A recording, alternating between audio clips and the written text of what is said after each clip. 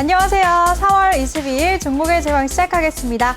본 방송에서 제공해드리는 정보는 투자 판단에 대한 조언일 뿐 투자 결정과 결과에 대한 책임은 투자자 개개인에게 있다는 점 알려드립니다. 그럼 오늘 함께할 전문가 화면으로 만나보시죠.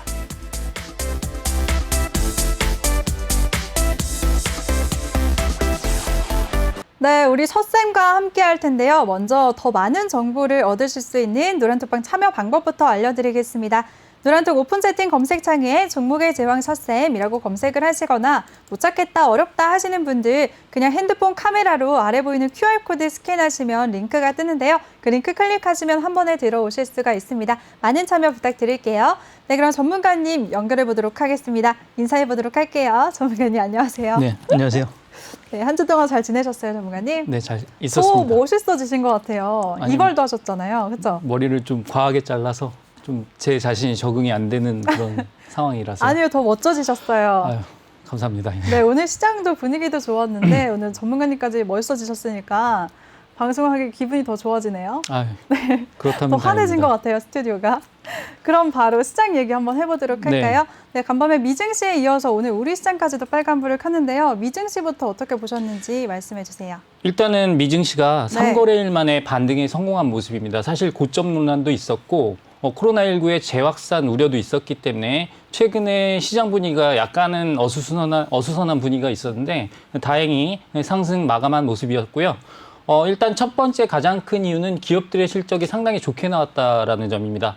첫 번째로 말씀드릴 부분이 램리서치인데 여러분들이 잘 알고 계시는 세계 최고의 식각 장비 기업이죠. 반도체 장비 기업인데 예상 실적이 6.6달러였는데 7.49달러로 엄청난 어닝 서프라이즈를 보여줬다라고 보시면 되겠고요. 주당 순이익 기준입니다. 네. 그리고 여러분들이 잘 알고 계시는 EUV에 거의 독과점을 하고 있는 ASML 네덜란드 회사죠.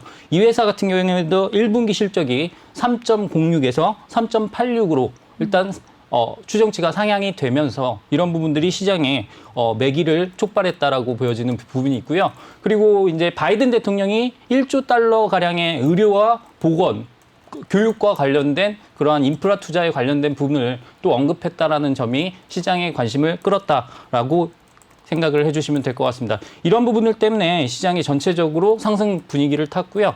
우리 시장에도 긍정적인 영향을 미치긴 했습니다만 전일 낙폭을 만회하는 수준은 아니었기 때문에 우리나라 개인 투자자분들은 조금은 실망을 하셨을 거라고 생각을 하고 있습니다. 하지만 지금 시장의 분위기는 전체적으로 실적이 상향되면서 경제 전망 자체가 상향 조정되고 있고요. 그런 와중에도 지금 국채 금리는 어느 정도 안정세를 보여주면서 시장이 약간 뜨뜻미지근하게 계속해서 올라갈 수 있는 골디락스 장세를 표현해주고 있다라고 생각을 해주시면 될 것 같습니다. 네, 좋습니다. 우리 서쌤님이 미증시는 반도체들 중심으로 기업들의 실적이 좋았다. 그리고 바이든 대통령의 1조 달러 규모의 추가 부양책이 호재로 작용했다라고 정리를 해주셨고요. 그에 따라서 오늘 우리 시장도 상승을 했지만 어제의 낙폭을 만회할 정도의 시원한 상승은 나오지 않았다라고 말씀을 해주셨습니다. 그럼 전문가님 앞으로의 우리 시장 방향성은 어떻게 보시나요? 일단은 저는 네. 항상 이런 말씀을 드렸던 것 같아요. 네. 3,200선에서는 조금은 지켜보자라고 계속해서 말씀을 드렸는데 지수가 안 좋다는 얘기가 아니고요. 지수는 그 가격대에서 박스를 이루면서 종목별 그리고 섹터별 차별화 장세가 계속해서 일어날 거다라고 지속 강조해 드린 바가 있습니다. 사실 우리나라 지수 같은 경우에는 3,200선을 넘었다가 뺐다가 다시 도전했다가 이런 과정을 계속 반복을 하고 있고요. 코스닥 시장은 최근에 천선에 안착을 한 이후에 견조한 흐름을 보이고 있기 때문에 제가 전에도 말씀드렸다시피 상대적으로 코스닥에 대한 지수에 대한 부분은 조금 걱정할 이유가 별로 없다라고 말씀을 드렸는데 그 부분을 여실하게 보여주고 있다라고 생각이 듭니다. 사실 바이오 종목 같은 경우에는 사실 많이 빠졌었고 그러한 부분에서 반등을 주면서 지수적인 부분에서 코스닥이 조금 더 유리한 측면이 있다라고 말씀을 드린 부분이 있고요. 코스피 같은 경우에는 3,200선까지 가는 데 있어서 1등 공신이었던 자동차 그리고 반도체 같은 경우에 지금 사실 업황 자체는 좋지만 고평가 논란이 계속 나올 수밖에 없는 상황이고 워낙에 개인 투자자분들이 거기에 많이 들어가 있다 보니까 실질적으로 시장이 슈팅을 해주지 못하고 있는 상황이고요. 그렇다고 해서 걔네들이 나쁘냐 그게 아닙니다. 좀 꾸준히 올라갈 수 있는 그리고 횡보하면서 올라갈 수 있는 그런 바닥을 다지고 있다, 바탕을 다지고 있다라고 생각을 해주시면 될 것 같습니다. 네, 알겠습니다. 3,200선을 다시 탈환하는지 더 지켜봐야 되는데요. 박스권 안에서 종목별 장세를 보일 것이다 라고 말씀을 해주셨습니다. 그럼 전문가님, 종목별 장세를 보이고 있는데 그럼 대응 방법은 어떻게 가져가야 될까요? 자, 이럴 때는 네. 저 같은 경우에는 어떤 전략을 취하고 있냐면요. 네. 사실 최근에 증시의 흐름을 딱 보시면 이걸 아실 거예요. 첫 번째 실적, 그다음에 네, 두 번째가 이슈입니다. 실적과 이슈에 의해서 움직이다 보니까 이 부분을 캐치업을 잘 하셔야 돼요. 그러니까 뉴스라든가 이런 부분을 잘 보셔야 되고, 그리고 증권사 보고서도 많이 찾아보셔야 되고, 이런 부분이 많이 필요하다라고 여겨지는 부분이 있거든요. 게다가 지금 개인 투자자분들이 많이 똑똑해지셨기 때문에 실적이 좋은 종목이 많이 올라간다는 건 그만큼 자본시장 자체가 조금 선진화되고 있다는 얘기입니다. 예전처럼 테마주만 막 올라가고 이런 장세가 아니잖아요. 네. 그러다 보니까 그런 부분에 공부를 더 많이 하셔야 되는 게 기본적인 전제 조건이고요. 시장을 따라가는 팁을 하나 알려드리자고 한다면 사실 이렇습니다. 실적이 좋은 기업들은 이미 다들 알고 계세요. 네. 흔히 말해서 반도체, 그다음에 자동차, 그리고 해운주 같은 네. 경우에는 여러분들이 다 좋다는 걸 알고 계시기 때문에 어느 시점에 들어갈지를 잘 모르신단 말이죠. 네. 그래서 제가 드리는 말씀은 이겁니다. 사실 얘네들이 시장의 영향으로 빠졌을 때를 공략하자라고 말씀을 드릴 수가 있어요. 네. 왜냐하면 시장이 빠지는 데는 걔네가 안 좋아서 빠진 게 아니라 시장 자체, 전체적인 수급이 안 좋아서 빠진 거고요.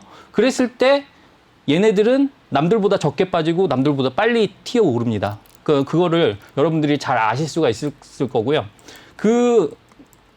일례로 어제 같은 경우죠. 어제 시장이 많이 빠졌었잖아요. 네. 코스피 기준으로 1.2% 넘게 하락을 했었는데, 그랬을 때 딱 보면은 어제 같은 경우 해운주가 별로 흐름이 좋지 않다가 오늘 상당히 좋은 흐름을 보인 걸 아실 수가 있을 겁니다. 그래서 그랬을 때 실적이 좋았던 종목을 체크해 놓으셨다가 오히려 장이 빠진 날 접근하시는 그런 전략이 하나의 팁이 될 수가 있겠고요. 이슈에 대해서는 이렇게 생각을 하시면 될 것 같아요. 예를 들어서 모두가 두나무를 보고 있습니다. 네. 모두가 두나무를 보고 있을 때 두나무가 가지고 있는 거래소는 업비트잖아요. 그럼 네. 업비트 관련주를 보실 게 아니라 2등 기업인 비덴트 관련주를 보신다거나 이런 식으로 약간 허를 찌르는 그런 전략을 펼치시는 게 어떨까 하고 저는 생각을 하고 있습니다. 왜냐하면 시장이라는 건 돈이 도는 시장이기 때문에 돈이 먼저 움직이거든요. 그래서 사람의 심리보다 돈이 먼저 움직이기 때문에 그런 부분을 내가 먼저 따라갈 수는 없습니다. 그렇기 때문에 남들보다 조금 앞서서, 한 발 앞서서 생각하시는 게, 그리고 남들이 나중에 생각할 만한 걸 건드리시는 게 좋다. 이렇게 설명을 드리도록 하겠습니다. 네, 알겠습니다. 우리 서쌤님이 실적과 이슈에 의해서 종목별로 움직이기 때문에 옥석 가리기가 필요하다라고 말씀을 하셨고요. 또 좋은 종목이라고 해도 더 저렴할 때 매수를 해야지 더 큰 수익을 얻을 수가 있는 거잖아요. 그리고 또 상대적으로 오늘 움직인 종목들, 오늘 움직인 섹터 안에서 덜 움직인 종목들을 미리 매수하는 공략을 펼쳐보자라고 말씀을 하셨습니다. 어떤 공략을 주목해야 될지, 어떤 종목을 관심 가져야 될지는 노란톡방에서 도움을 얻으실 수가 있는데요. 참여 방법 알려드릴게요. 노란톡 오픈 채팅 검색창에 종목의 제왕 서쌤이라고 검색하시거나 아니면 핸드폰 카메라로 아래 보이는 QR코드 스캔하시면 한 번에 들어오실 수가 있습니다. 많은 참여 부탁드릴게요. 네, 그럼 시장 얘기는 여기서 마무리하도록 하고요. 오늘장 이슈됐던 섹터 한번 얘기 나눠보도록 하겠습니다. 네. 오늘 러시아 스푸트니크 V 백신 관련주들이 큰 강세를 보였어요. 이 종목들은 어떤 이슈로 오른 걸까요, 전문가님? 일단은 문재인 대통령이 네. 이제 백신이 부족한 게 우리나라의 가장 큰 문제점이잖아요. 네. 지금 화이자의 백신, 모더나의 백신 다 들어온다고 하는데 아직까지 접종률 자체가 10%가 되지 않기 때문에 이런 부분에서 국민적인 정서가 별로 좋지 않기 때문에 이제 러시아 백신 도입을 검토해라라는 얘기를 지시를 내렸고, 거기에 따라서 기존에 생산 위탁 계약을 맺었던 기업들의 움직임이 활발했다라고 보시면 될 것 같습니다. 우리가 스푸트니크 V라고 하면 네. 옛날에 많이 들었던 이름이에요. 위성의 이름을 딴 거거든요. 위성 프로젝트의 이름을 딴 건데 네. 그 이름을 내놓은 자체가 뭐냐면 러시아가 세계 최고로 빨리 만들 거야라는 그러한 의도였거든요. 그런 뜻이 있었군요. 네, 그래가지고 네. 사실은 세계 최초로 승인을 받긴 했어요. 근데 자기네 나라에서 승인을 받은 네. 겁니다. 그렇기 때문에 그런 부분들을 생각하신다라고 한다면 이런 부분을 뭐 배경으로 좀 알고 계시는 게 좋을 것 같고요. 스푸트니크 V 같은 경우에는 사실 중요한 거는 이제 그 백신의 효용성입니다. 안정성과 효용성이 가장 중요한데 지금 임상시험 결과로 따지면 91.8% 정도의 예방률을 보인다라고 합니다. 그렇게 따지면 화이자, 모더나 다음 3위의 그 백신을 기록하게 되는 건데요. 여러분들이 두려워하시는 아스트라제네카보다는 그래도 효용성이 높다라고 여겨지는 부분이 있습니다. 다만 지금 검토해라라고 했지 도입해라라고 한 건 아니잖아요. 네. 그래서 어떤 절차가 남았냐면 지금 유럽의 식품의약청에 지금 그 승인을 기다리고 있는 상황이거든요. 거기서 만약에 승인을 해준다라고 한다면 그 다음에는 걔가 도입되기가 좀 쉽겠죠. 그래서 그런 부분을 지켜보시는 게 가장 중요하다라고 말씀을 드릴 수가 있겠고요. 네. 지금 국내 생산이 상당히 중요한 부분입니다. 왜냐하면 얘네도 지금 몇십억 도즈 단위로 생산을 하려면 자체 생산 능력이 러시아가 떨어지거든요. 그렇기 때문에 우리나라는 CMO가 발달돼 있잖아요. 네. 그래서 그런 부분 때문에 우리나라에 위탁을 했다라고 생각을 해주시면 될 것 같고 지금 컨소시엄이 두 가지로 구성이 돼 있습니다. 네, 그래서 그 맞아요. 컨소시엄 하나는 한국 코러스라는 컨소시엄이고 그리고 두 번째 컨소시엄은 휴온스 글로벌 컨소시엄입니다. 그래서 이 두 가지에 지금 서로 내가 했다라고 얘기를 하고 있는데 그런 부분에서 네. 조금 잡음이 조금 생겼어요. 그래서 이틀 전쯤에 기사화된 부분이 뭐냐면 네. 휴온스 글로벌 컨소시엄에도 휴메딕스가 들어가 있고 그다음에 이제 한국 코러스 컨소시엄에도 휴메딕스가 들어가 있습니다. 그러다 보니까 그래서 한국 코러스에서 제외를 네, 한 거죠. 제외했어요. 이거 양아치 아니냐. 그래가지고 휴온스 글로벌은 어차피 자회사기 때문에 껴준 거고요. 근데 이런 부분들을 본다라고 한다면 주도권 싸움이 조금 치열해지지 않을까 싶은데 지금 단계적으로 보면 한국 코러스가 훨씬 빠릅니다. 얘네는 지금 밸리데이션 자체가 끝났습니다. 밸리데이션이 뭐냐면 네. 지금 과연 얘네가 만들 수 있는지 가치 평가를 하는 단계가 밸리데이션이거든요. 그래서 러시아에서 국부펀드라고 하죠. RDIF가 와가지고 그 부분을 점검을 했다라고 생각을 해주시면 될 것 같고요. 거기에 따라서 협약을 맺었기 때문에 실질적인 생산에 들어가서 내달 초쯤에는 이제 러시아로 수출을 할 수 있을 정도라고 하고 있습니다. 그렇기 때문에 이런 부분에서 봤을 때 얘네가 조금 빠른 단계를 가고 있기 때문에 오늘 좀 더 큰 상승세가 나왔다라고 할 수가 있고요. 한국 코러스는 지금 IPO를 준비하고 있는 회사지 상장된 회사는 아니고 이 회사의 조합으로 투자한 회사들이 이트론, EID, 이화전기 이렇게 생각을 해주시면 될 것 같거든요. 네. 그래서 그런 부분을 참고를 해주시면 될 것 같고요. 네, 이 종목들 근데 네. 이미 오르기도 했는데요. 앞으로 상승 모멘텀이 얼마나 가질 거라고 예상을 하세요, 전문가님? 저는 이렇게 생각해요. 네. 사실 도입이 결정됐을 때까지는 그래도 움직이지 않을까 싶습니다. 네. 그러니까 도입 결정되면 오히려 그때 차익 실현 매물이 나올 거다. 우리가 기존에 네. 데이터가 있잖아요. 역사적 경험이 있습니다. 화이자 관련주로 KPX 생명과학, 우리바이오 이런 종목들이 도입 결정된 다음에 어마어마한 하락세를 보였습니다. 맞아, 막상 뉴스가 나오면 네. 팔아야 되는 거니까요. 그러니까 네. 소문에 사서 뉴스에 팔아라라는 게 네. 증시의 격언인데 이거는 무시할 수가 없습니다. 왜냐하면 얘네가 실질 가치보다 더 올라가는 경향이 있거든요. 그때까지는 관심을 계속 받는 거고 막상 도입 결정이 된다라고 하면 그때부터는 하락세가 나올 수가 있는 거죠. 그렇게 따지면 그럼 지금 이제 진입해도 괜찮을 거라고 보세요? 이 종목들? 저는 지금 진입은 좀 아니라고 보고요. 지금 현재로 말하면 관망이라고 얘기를 드리고 싶습니다. 관망이라는 말은 뭐냐면 관심권에 넣어도 돼 바로 성급하게 진입하지는 말자라는 거죠. 예를 들어서 이렇게 생각을 해주시면 될 것 같아요. 아까 네. 말씀드렸지만 한국 코러스 관련 쪽하고 종목들? 네, 한국 코러스 쪽하고 휴온스 이제 글로벌 휴온스 쪽이랑. 쪽하고 만약에 또 잡음이 생긴다라고 하면 네. 거기에 따른 하락세가 또 나올 수가 있거든요. 그때는 또 공략 시점이 될 수가 있는 거죠. 그래서 조정받을 때 공략하자. 네, 왜냐하면 이게 우리 개인 투자자분들의 심리 상태를 제가 네. 온몸으로 표현을 해보겠습니다. 온몸으로요? 그러니까 네. 뭐 말로든 뭐든 다 네. 동원을 해서 표현을 해보면 네. 자, 이트론이 관련주래. 스푸트니크 들어온대. 이거 못 사서 어떻게? 상한가인데 나 못 사서 어떻게? 이렇게 걱정을 하다가 내일 되면 무조건 사야지 하고 기다립니다. 네. 그럼 그런 사람들이 주문을 넣으면서 호가가 올라가죠. 그럼 아침부터 떠서 시작하는 거예요. 그런데 내가 딱 사는 순간 똘똘한 사람들은 그 가격에 다 팔고 있습니다. 그러니까 네, 답답하네요. 이렇게 생각하시면 돼요. 네. 관심은 가지되 떨어졌을 때 사라. 종목은 많으니까 네. 기다리시라.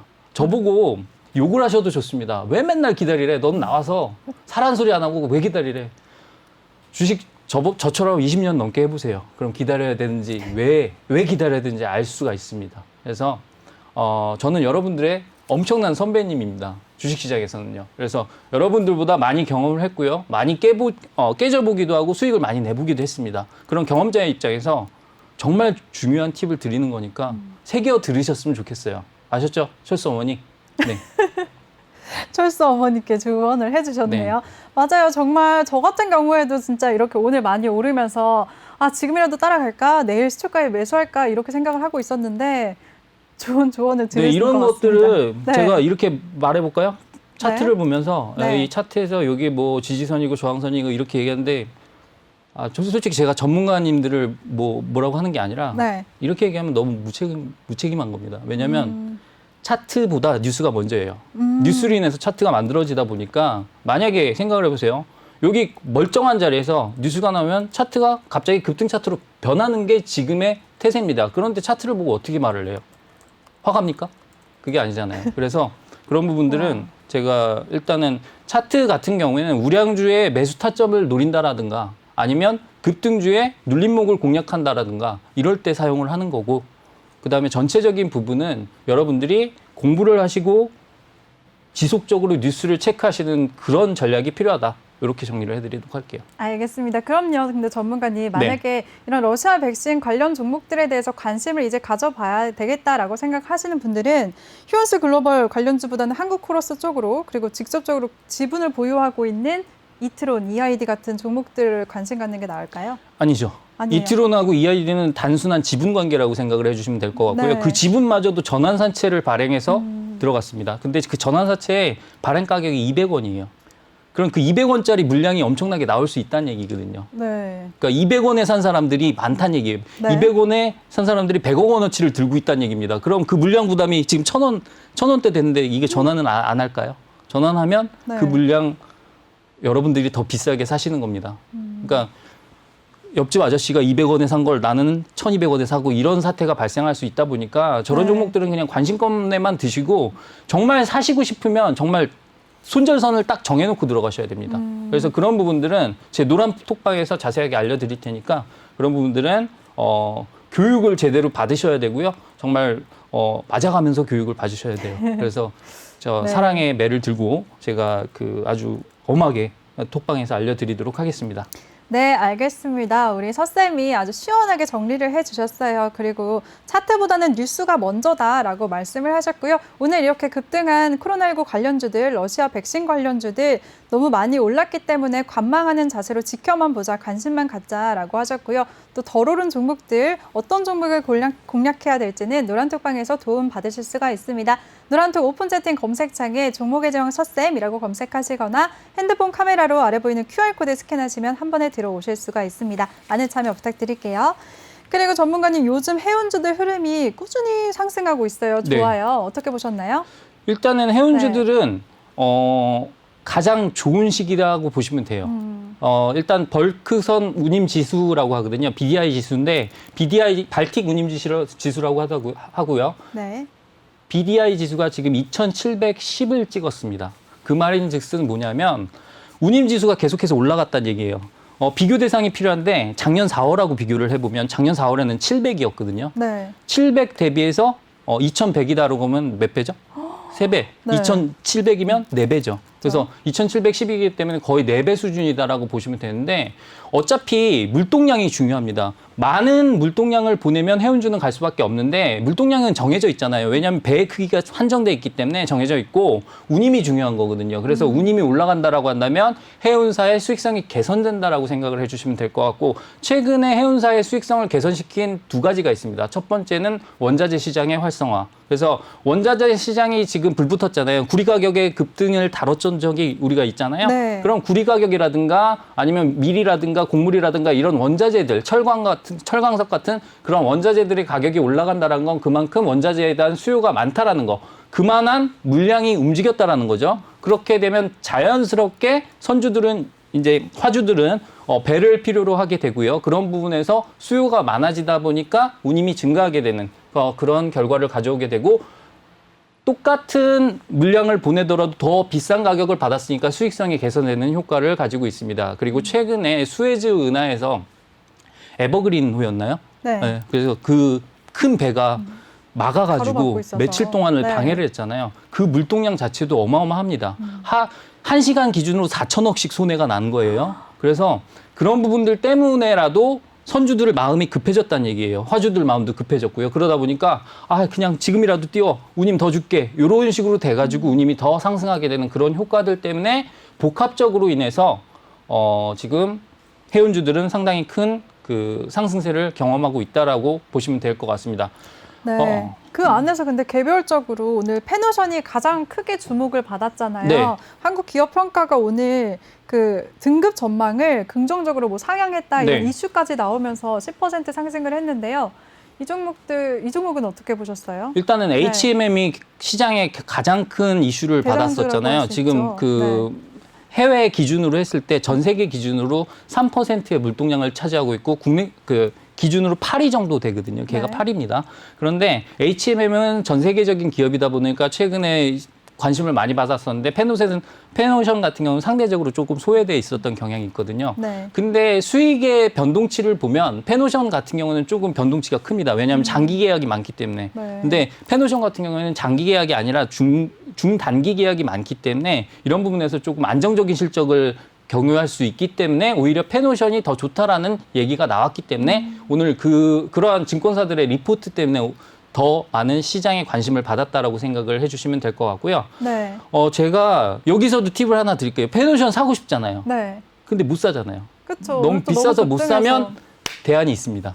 네. 어떤 게 있을까요? 페노션의 지분을 가지고 있는 회사를 사면 되죠. 아, 그래서 페노션의 1대 주주가 네. 놀랍게도 하림지주입니다. 할인이요? 닭고기만 팔 줄 아셨죠?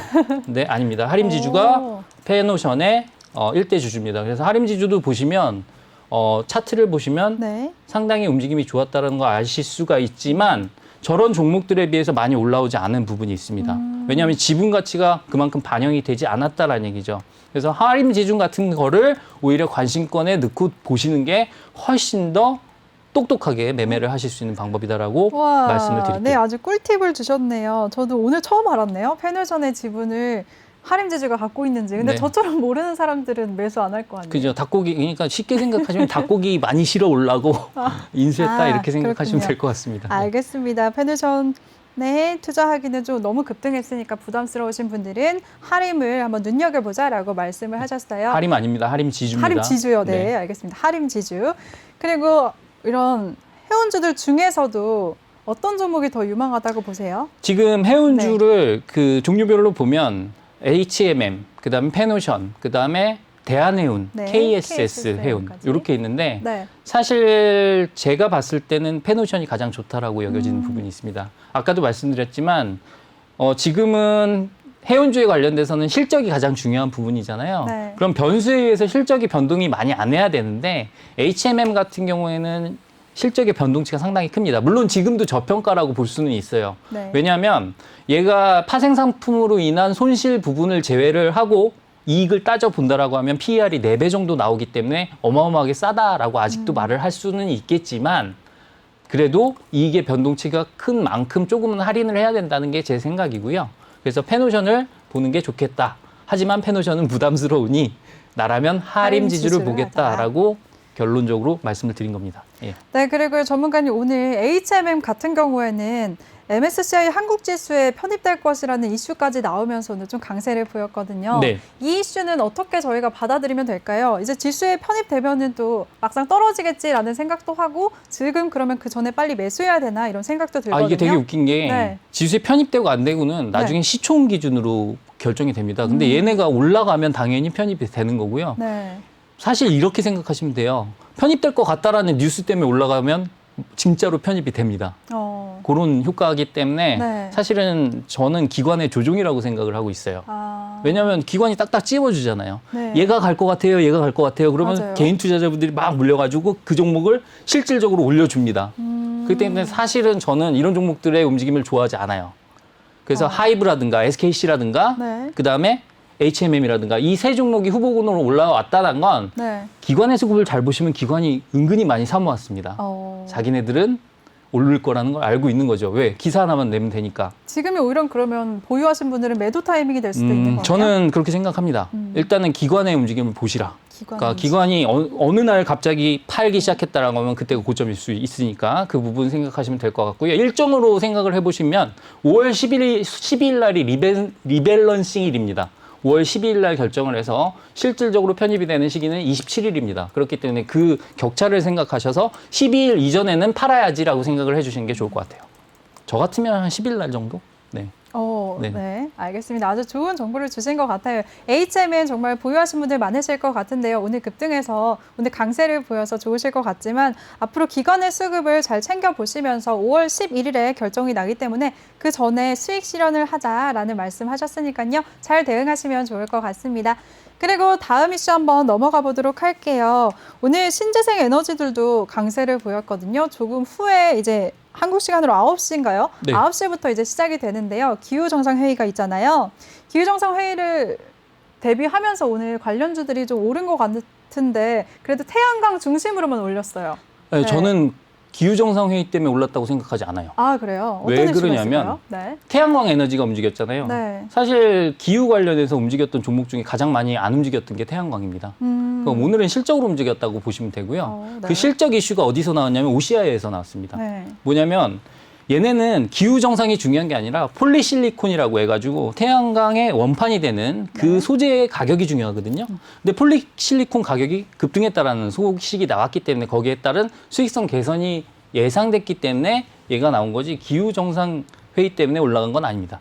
그래서 네. OCI 같은 경우는 어떤 이슈가 있었냐면 신장 위구르 지역이라고 얘기 들어보셨나요? 네. 거기가 지금 미국이 중국을 때릴 때 가장 많이 사용하는 단어 중에 하나잖아요. 맞아요. 신장 위구르의 인권 탄압에 있었다. 그렇기 때문에 거기에서 생산된 모든 거를 소비하지 말자라는 그러한 이슈로 중국을 때리기에 나섰는데 그런 것 때문에 올라갔다라고 보시면 됩니다. 왜냐하면 신장 위구르에서 가장 많이 생산되는 것 중에 하나가 폴리실리콘이에요. 근데 그 폴리실리콘이 너무 저가에 생산이 되다 보니까 우리나라 업체들이 가격 경쟁력이 밀리면서 네. OCI가 60만 원에서 10만 원대로 떨어지고 막 이랬었거든요. 그런데 이제 걔네를 소비하지 말자라고 하니까 그런 부분에서 있을 때 상대적인 한국 기업의 가격 경쟁력이 다시 부각되면서 OCI 그리고 하나솔루션 같은 기업들이 주목을 받기 시작했다라고 보시면 되겠습니다. 그래서 그런 부분들 때문에 태양광이 가장 많이 움직였다라고 보시면 될 것 같고요. 실질적으로 기후 정상회담과 관련해서 우리가 봐야 될 종목들은 사실 전기차 관련 종목이죠.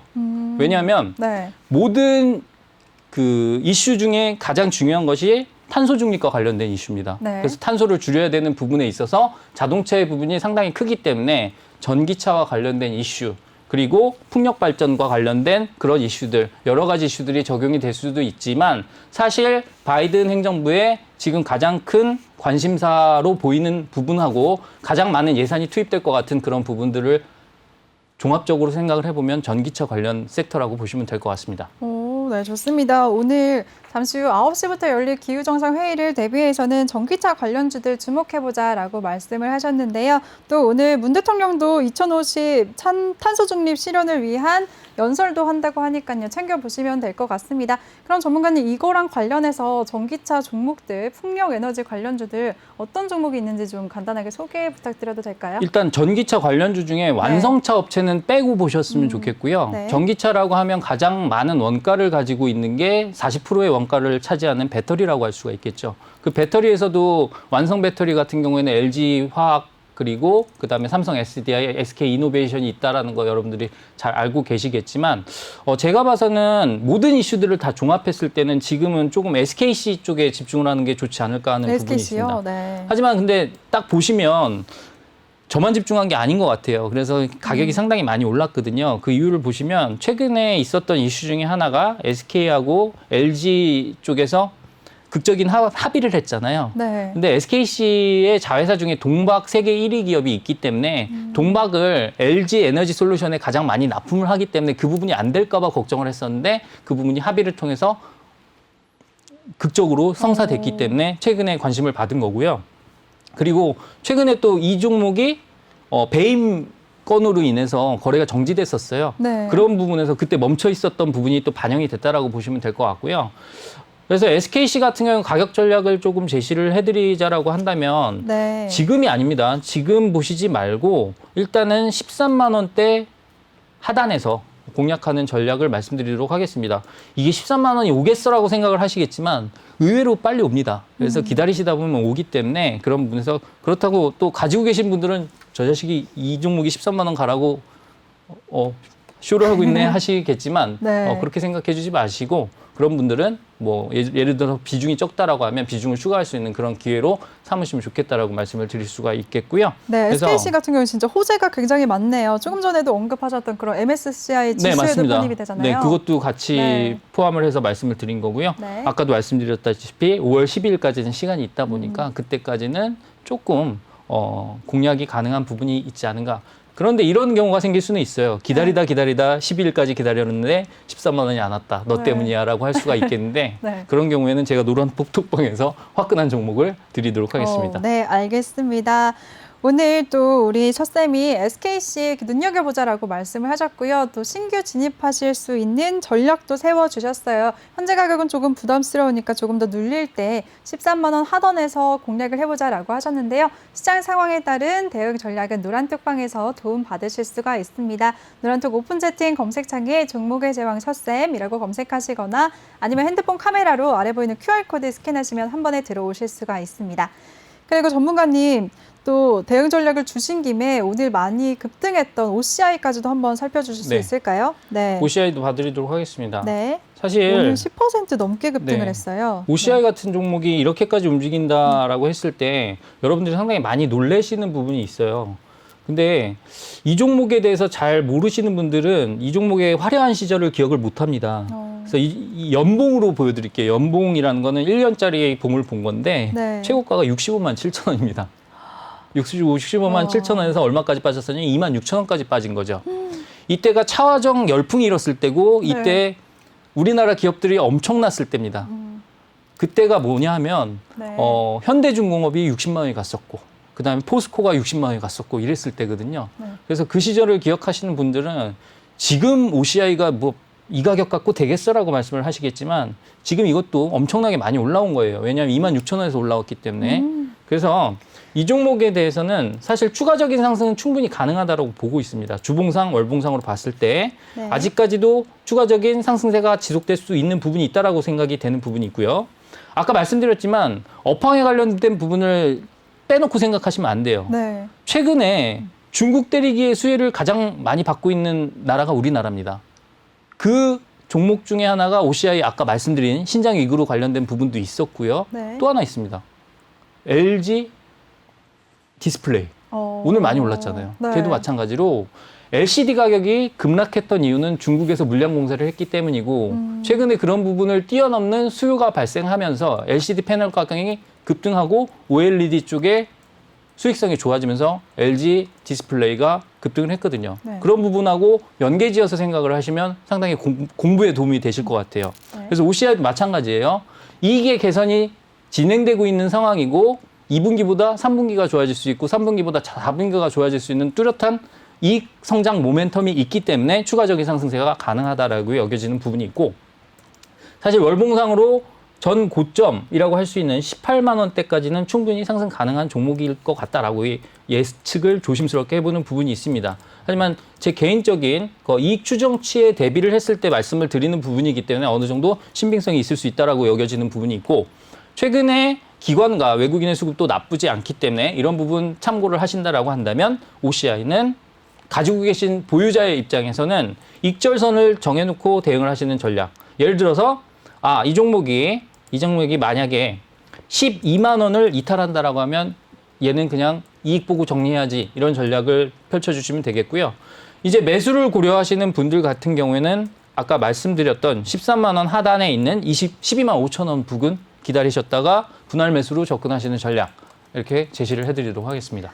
네, 좋습니다. 우리 서쌤이 OCI에 대해서 신장 위구르족 제재 등으로 또 수혜를 얻을 수 있기 때문에 상승 모멘텀이 남아있다라고 하셨고요. 충분히 전고점인 18만 원까지 도달할 수 있다라고 보셨어요. 그리고 보유하신 분들 12만 원 이탈 시에는 매도하자라고 의견을 주셨고요. 또 신규로 관심 가지실 분들은 신규 진입은 12,005만 원, 12만 5천 원부터 분할 매수하자라고 의견을 주셨으니까요. 참고하시면 좋을 것 같습니다.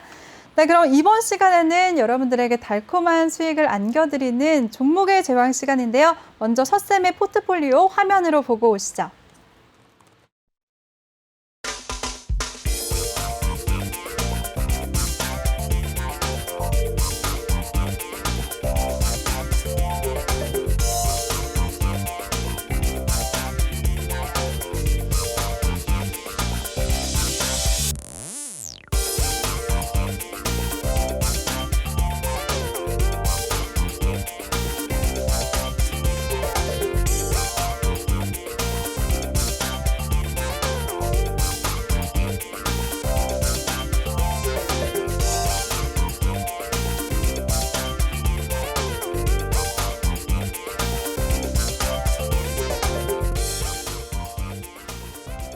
네, 전문가님 벌써 80% 넘는 수익률 기록하고 계신데요. 종목들 리뷰 부탁드리겠습니다. 제가 항상 말씀을 드리지만 저 같은 경우에는 종목을 딱 한 종목씩밖에 드리지 않기 때문에 조금 더딘 부분이 있다. 수익 실현하기 전에는 종목을 절대 드리지 않습니다. 그렇기 때문에 조금 더딘 부분이 있는데 제가 다음 주부터는 조금 노란 톡방에서 좀 공격적으로 몇 종목씩 드릴 예정입니다. 왜냐하면 저도 여러분들하고 친해지는 시간이 필요하고 저란 사람에 대해서 조금 알고 계셔라라는 부분이 중요하기 때문에 제 스타일에 대해서 주입식 교육을 충분히 했다라고 여겨지는 부분이 있기 때문에 저 사람은 이제 종목을 막 주진 않겠구나라는 그러한 부분을 견지하셨을 거라고 생각을 하고 이제 종목을 드리도록 하겠습니다. 자, 오늘 리뷰는요. 지금 여기 나온 수익 실현한 종목들은 리뷰할 필요가 없고요. 삼성제약하고 메가이시스 제가 그 방송에서 언급드리고 그다음에 매수 타점까지 잡아드렸던 그러한 종목들에 대해서 리뷰만 진행을 하도록 하겠습니다. 네. 일단 삼성제약 같은 경우 오늘 조금 움직임이 있었는데 아직까지는 매수가 부근이라고 보시면 됩니다. 6,000원에서 6,050원 사이에 매수를 했고 현재 그 가격 부근에 있는데 아직 이슈가 발휘되지는 않았다라고 보시면 될 것 같고요. 전에 말씀드렸다시피 코로나 치료제와 관련된 이슈 플러스 그다음에 췌장암 치료제에 관련된 부분이 지속적인 이슈가 될 수 있는 그러한 종목이고 그다음에 바닥권에 있기 때문에 조금 부담 없이 들어갈 수 있다라고 말씀을 드렸고요. 톡방에서는 말씀을 드렸는데 5,700원 정도 손절가만 잡고 대응을 하신다라고 하면 충분히 대응 가능한 그런 종목이다라고 말씀을 드릴 수가 있겠습니다. 그래서 일단 재차 상승을 준다라고 하면 6,700원대에는 매도하시는 전략 말씀드리도록 하겠고요. 그다음에 메가이시스 같은 경우에는 계속적인 실적 호조세를 보이는 인공호흡기 관련주라고 말씀을 드렸었습니다. 최근에 코로나19 사태와 관련해서 인공호흡기의 수출 모멘텀이 계속해서 발생되고 있는 모습을 확인을 하실 수가 있고요. 기관과 외국인이 상당히 꾸준히 관심을 가지는 종목이니만큼 안정적인 상승세를 시현하고 있는 그런 종목임에도 불구하고 아직까지 목표가에는 달성을 하지 못했습니다. 이 종목 같은 경우에는 제가 16,000원 중반 하단에서 매수 신호를 들었기 때문에 아직까지는 플러스권에 있고요. 17,900원, 800원, 900원대에는 일단 매도하시는 전략을 말씀드리도록 하겠고 이 종목은 굳이 손절가를 잡고 들어갈 필요는 없을 것 같습니다. 왜냐하면 가격 변동성이 적기 때문에 그리고 최근에 움직임이 워낙 좋기 때문에 그런 부분은 생략을 하도록 하겠고요. 만약에 진짜 회사에 큰 악재가 생긴다라고 하면 손절을 해야겠지만 그런 일은 크게 생길 것 같지는 않습니다. 그래서 그런 부분 정리를 해드리도록 하겠습니다. 네, 좋습니다.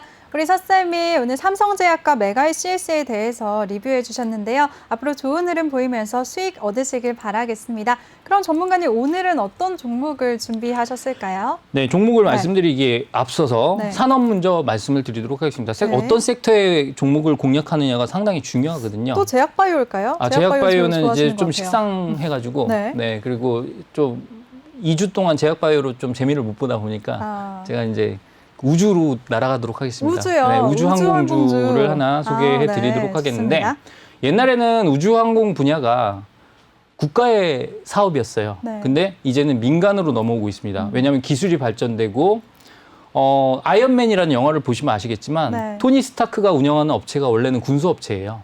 그래서 모든 기술들이 다 있는 업체들이 원래 방위산업체입니다. 그래서 그런 부분들을 생각을 한다면 우주항공 분야의 기술들이 이제 민간의 기술들로 퍼져나가는 그런 시점을 공략해야 된다라고 알고 계실 수가 있겠고요.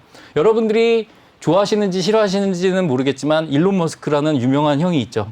그분이 스페이스X라는 네. 프로젝트를 계속해서 진행을 하고 있습니다. 회사까지 세워가지고 그 프로젝트의 네. 일환이 뭐냐면 저궤도 위성을 엄청나게 쏘아 올리는 거예요. 그 이유가 뭐냐면 여러분들 잘 알고 계시잖아요. 5G에 대해서 불만이 많습니다. 4G에서 LTE에서 5G로 넘어갔는데 실질적으로 터지지 않는 데가 많잖아요. 네. 그렇기 때문에 불만이 많은데 그런 음영 지역들을 다 커버해 주려면 어떤 기술이 필요하냐? 저궤도 위성 기술이 필요합니다. 위성으로 바로 쏴주는 거죠. 그러면 5G 같은 경우는 건물이 있으면 안 돼요. 건물에 또 중계기도 있어야 되고 모든 그 인버터도 있어야 되고 다 있어야 됩니다. 그런데 저궤도 위성이 있다라고 한다면 그런 부분들을 다 커버를 해줄 수가 있고 특히나 자율주행차 같은 경우에 최근에도 테슬라의 자동차가 또 인명사고가 났었죠. 네. 그런 부분들이 학습이 아직 안 된 부분이에요. 그래서 차량용 컴퓨터에서 확인을 하고 보내줘야 되는데 그 통신이 원활하게 이루어지지 않는다라고 하면 끔찍한 사고가 생길 수 있기 때문에 그런 통신 분야를 보충해 주는 게 바로 위성통신입니다. 그래서 이 위성통신 기술이 중요하기 때문에 이 위성통신에 관련된 종목을 소개해 드릴까 합니다. 네, 너무 궁금해요. 혹시 뒤에 후보가 있나요? 뒤에 종목이 있을까요? 첫 번째 있네요. AP 위성이요. 네, AP 위성이라는 기업이고요. 네. AP 위성은 발사체뿐만 아니라 그 위성과 관련된 통신 그리고 그다음에 모든 그 해킹 방지 기술이라든가 이런 부분들을 다 가지고 있습니다. 해킹 방지 기술도 상당히 중요하다라고 말씀을 드릴 수밖에 없는데 어떤 부분에서 중요하냐면 생각을 해보세요. 내가 자율주행을 하고 있는데 누군가가 내 차를 해킹을 해서 얘를 납치를 해가지고 다른 데로 데려간다라고 한다면 끔찍한 일이 생길 수 끔찍해요. 있잖아요. 그래서 실질적으로 어떤 영화인지 제가 기억은 나지 않지만 자동차가 막 달리는 영화에서 해킹을 해서 자동차들을 다 이렇게 갔다가 떨어지게 만드는 그런 장면을 본 적이 있습니다. 네. 그런 걸 보면서 보안 기술 상당히 중요하다라고 생각을 했는데 위성통신과 관련해서 그러한 보안 기술을 가장 뛰어난 기술을 가지고 있는 회사라고 생각을 해주시면 될 것 같습니다. 네.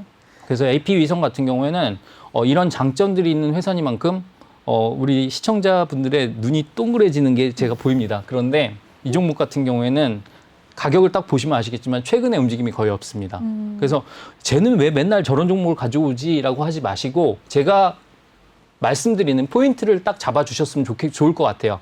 그 포인트는 첫 번째 가격 부담이 없어야 된다. 왜? 내가 사고 싶어야 되는데 내가 사고 싶을 때 이미 올라와 있으면 그 말짱 도루묵이잖아요. 그렇죠. 그런데 항상 이런 분들이 계십니다. 그냥 보고 있다가 올라가면 그때서야 달려들어요. 근데 그렇게 하시는 거는 저는 좋지 않다라고 생각을 하고 있고요. 물론 이 종목을 제가 이 자리에서 매수하시라고 추천드리는 건 아니지만 그래도 이 종목에 대한 공부를 충분히 해보시라는 입장에서 이렇게 상세하게 설명을 드립니다. 그래서 AP 위성 같은 경우에는 지금 15,000원에서 17,000원대까지의 좁은 박스권을 그리고 있는 상황이고요. 이 종목이 실질적으로 24,000원까지 올라갔었던 이유는 최근에 있었던 우주항공 프로젝트와 관련된 부분이 이슈가 되면서 올라갔었습니다. 그래서 아까 그 표에서 보셨겠지만 AP 위성이라든가 하나 에어로스페이스, 세트라가이 이런 종목들과 같이 움직였던 부분이 있고요. 네. 우리가 가장 뛰어난 기술력을 가지고 있다라고 볼 수 있는 한국 항공 우주. 하지만 얘는 국가의 업체이기 때문에 네. 조금 움직이지 않는 정부 기관이기 때문에 많이 움직이지 않는 경향이 있습니다. 그래서 그런 부분들을 생각해 보신다라고 한다면 가장 우리가 기술력 측면에서 그리고 최근에 이슈가 될 수 있는 위성통신에 관련된 기술력과 관련해서는 AP 위성이 탑픽이다라고 말씀을 드릴 수가 있겠고요. 네. 얘도 계속해서 수주공시를 계속 냅니다. 어제도 수주공시를 냈고 그저께도 냈어요. 근데 수주공시 대상이 네. 상당히 압축돼 있습니다. 아랍에미리트의 한 회사와 계속해서 수주공시를 내는데 거기에다가 보내는 물량이 뭐냐면 위성통신 단말기예요. 우리가 5G 통신 단말기도 아니고 위성통신 단말기인데 향후에 미래 통신 수단으로 쓰일 수 있는 위성통신 단말기의 분야에서 인류의 기술을 가지고 있다라고 생각을 해주시면 될 것 같고 실적도 꾸준하게 올라가고 있고요. 최근에 있었던 수주들을 종합해 봤을 때 내년도에는 올해 실적의 2배 이상을 낼 수 있다라는 부분이 보이고 있습니다. 그래서 아까 올해죠. 2021년도 기준으로 2020년도 대비했을 때 2배 이상의 실적을 낼 수 있다라는 게 눈에 보이는 그런 기업이기 때문에 네. 제가 이 종목을 제시를 해드리는 거고요. 네. 그러면 가격 대응을. 전략을 말씀을 드리도록 할게요. 네. 노란 톡방에서 드리겠습니다. 이런 거 좀 지난주에 했으니까 이번 주에는 매맞지 않기 네. 위해서 그냥 보도록 좀 하겠습니다. 알려주세요. 네. 일단 이 종목 같은 경우에는요. 지금 가격대가 되게 매력적인 구간이에요. 그래서 15,600원에서 15,800원대라고 한다면 조금 우리가 볼 수 있는 구간이라고 생각을 할 수가 있겠고요. 이 종목은 그러니까 갇혀 있습니다. 갇혀 있다라는 건 에너지가 응축되고 있는 과정이라고 보시면 돼요. 운이 없어서 아래쪽으로 발산이 될 수도 있습니다만 제가 이 종목에 대한 수급을 파악한 결과로는 외국인 수급이 워낙에 좋아지고 있기 때문에 물론 이 전전일 이틀 동안은 외국인이 매도를 했지만 최근까지의 추세를 봤을 때 외국인의 매집이 이루어지고 있는 종목인 만큼 위쪽 방향으로의 상승 탄력이 붙을 가능성이 더 크다라는 확률이 더 크다라고 생각을 하고요. 그래서 상승 탄력이 붙었을 때 이 종목의 목표가는 17,500원까지는 볼 수 있다라고 말씀을 드릴 수가 있겠습니다. 아주 단기로 봤을 때 말씀을 드린 거고요. 네. 저는 이 종목 중기적 관점에서는 목표가가 2만 원까지 볼 수 있는 그런 종목이라고 볼 수 있습니다. 그래서 그렇게 말씀을 드리도록 하겠고 손절할 일은 없어야겠지만 네, 손절가도 제시를 네. 해드리도록 할게요. 네. 손절가는 아주 짧게 대응을 하셔도 될 것 같고요. 일단은 전 저점이 14,900원이거든요. 근데 이거는 너무 짧습니다. 14,900원은 지금에서 뭐 5%만 빠져도 14,900원이기 때문에 한 14,500원 정도로 조금 그 하단을 단단하게 잡고 대응을 하시면 좋겠다라고 생각이 들고요. 네. 이런 종목을 매수하실 때는 누누이 말씀을 드리지만 지켜보고 있다가 올라갔을 때 건드리는 건 가장 안 좋은 습관이고 그리고 좋아 보이니까 한 번에 다 담는 것도 안 좋은 습관입니다. 분할 매수. 철저한 분할 매수 그리고 기다리는 매매 이 부분을 지켜주셨으면 좋겠습니다.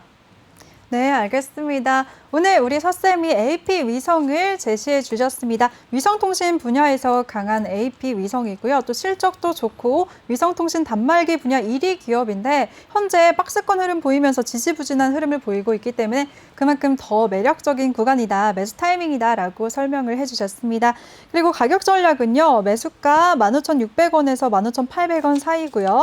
1차 목표가는 17,500원, 2차 목표가는 2만 원까지 바라보셨어요. 그리고 손절할 일은 없어야겠지만 손절가는 14,500원이라고 정해주셨고요. 자세한 가격 전략은 또 노란톡방에서 함께 대응하실 수가 있습니다. 도움받고 싶으신 분들 노란톡방 참여 방법 다시 한번 알려드리겠습니다.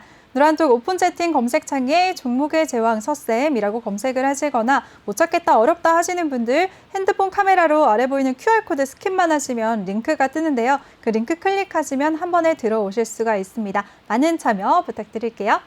네, 전문가님 오늘도 정말 너무 유익한 시간이었어요. 다행입니다. 네, 고생 많으셨습니다. 네, 고생하셨습니다. 수고하셨어요. 네. 네, 그리고 본 방송에서 제공해드린 정보는 투자 판단에 대한 조언일 뿐 투자 결정과 결과에 대한 책임은 투자자 개개인에게 있다는 점 알려드립니다. 그럼 저는 3부에서 다시 찾아뵙도록 하겠습니다. 채널 고정해주세요.